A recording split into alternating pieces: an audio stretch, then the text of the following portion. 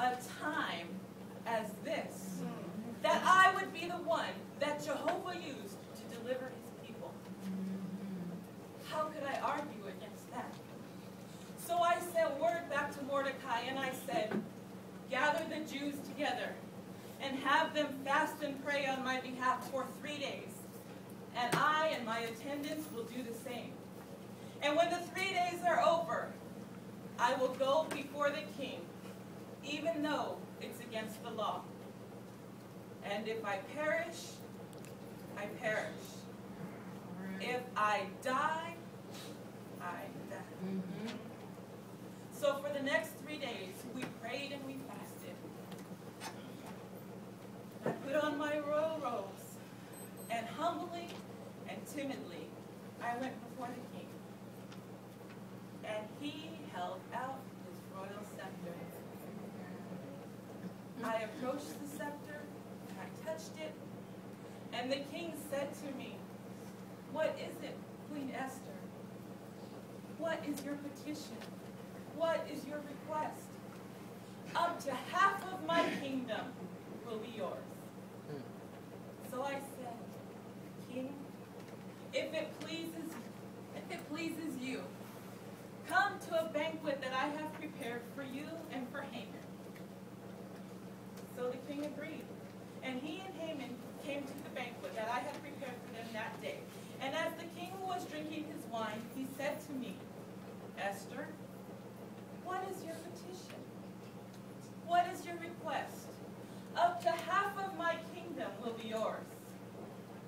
And I said, if it pleases the king, and if I have found favor with you, let the king and Haman come to another banquet that I will prepare for you tomorrow. And at that time, I will answer your question. So the king agreed.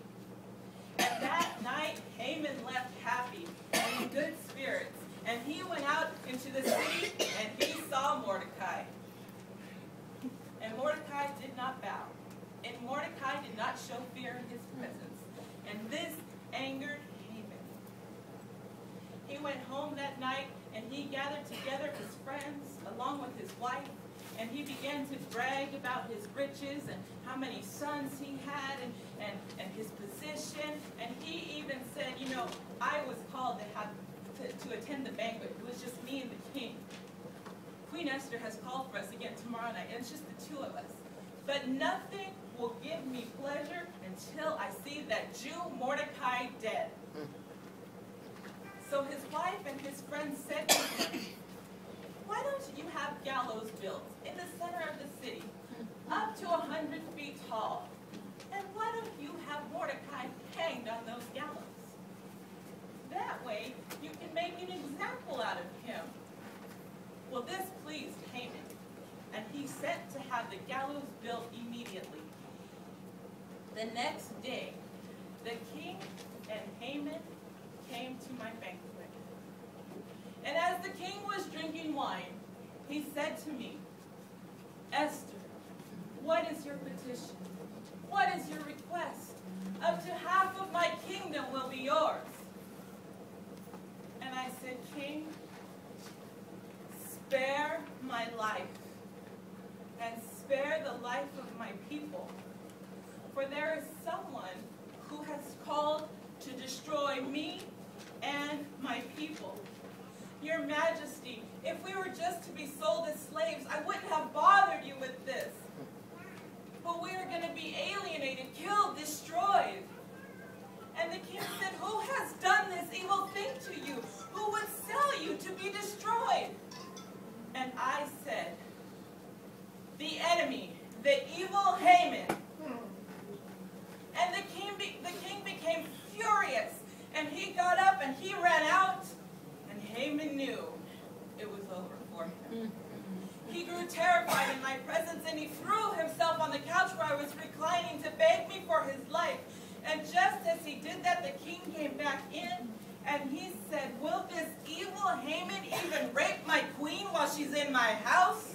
And just as the words escaped his mouth, the attendants came and put a bag over Haman's head.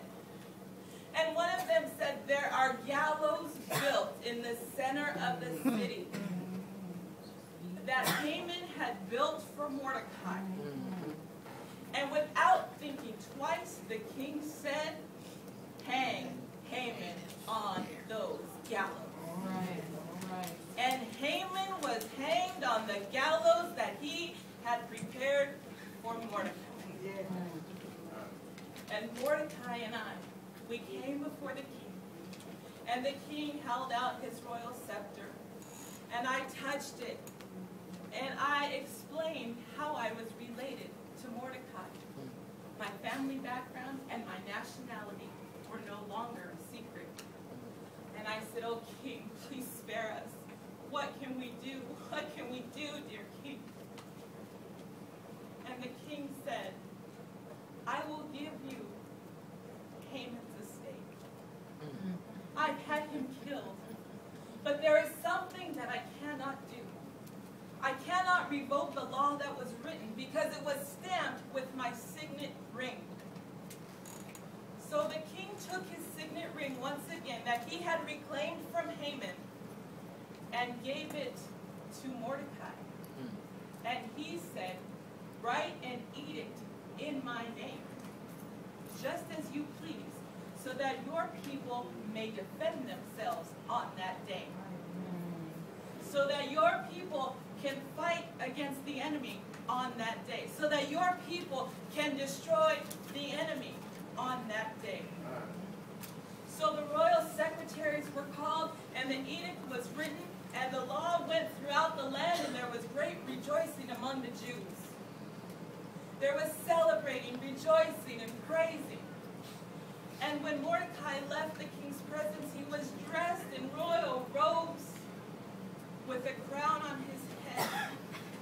And a fear among the other groups of people began to settle.